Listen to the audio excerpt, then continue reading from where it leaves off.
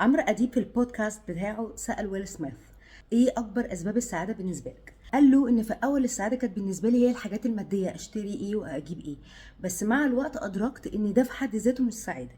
الاول لازم يجي علاقتي باهلي، علاقتي بمجتمعي، علاقتي بربنا، او ايا كان الحاجات الفاليوز اللي انت بتؤمن بيها، وبعدها بتقدر تدعمها الحاجات اللي هي ليها علاقه بالماديات.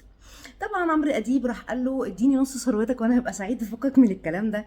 بس بجد اللي انا عايزه اقوله لكم ان انا بعمل كارير كوتشنج سيشنز لناس تقيله جدا، فجاه بلاقي ان شخص بيكويستشن نفسه، هو شخص بيسأل نفسه بعد كل النجاح اللي عمله. ايا كان، ناس عندهم كورسات معروفة منتشرة على السوشيال ميديا، ناس عندهم الشركات بتاعتهم، بقوا كونسلتنت في شركات كبيرة وبقوا ماديا وصلوا لمراحل كبيرة قوي، بس جايين بيسألوا نفسهم: هو انا ايه؟ انا ليه مش سعيد؟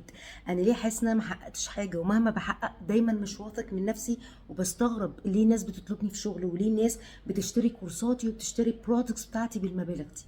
هقول لكم ليه.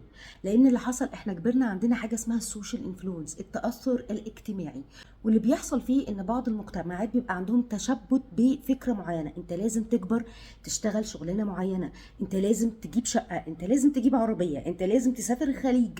هي دي الحاجات اللي هتخليك شخص ناجح. وايه اللي بيحصل؟ ان احنا بنبدا نعمل الحاجات دي من غير حتى ما نسال نفسنا.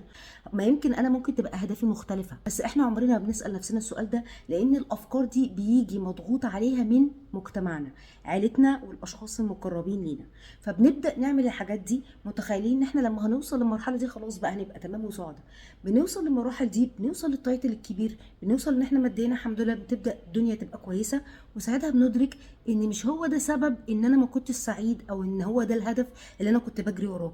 طبعا النجاح والتايتل والفلوس حاجه مهمه جدا وبتسهل الحياه، بس لوحدهم مش هيخلوك سعيد. هي دي بقى التريك.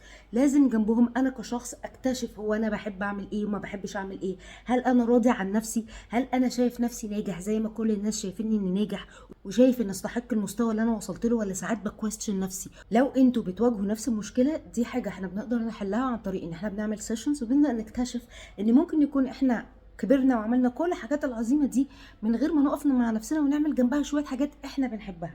ساعات لازم يبقى في جزء له علاقه بالكارير والشغل والمسؤوليات، بس في جزء تاني له علاقه بالباشن وليه علاقه بالفاليوز بتاعتك. وهنا السؤال بيبقى: هل انتوا عارفين ايه هي الفاليوز بتاعتكم؟ ايه هو الباشن بتاعكم ولا لا؟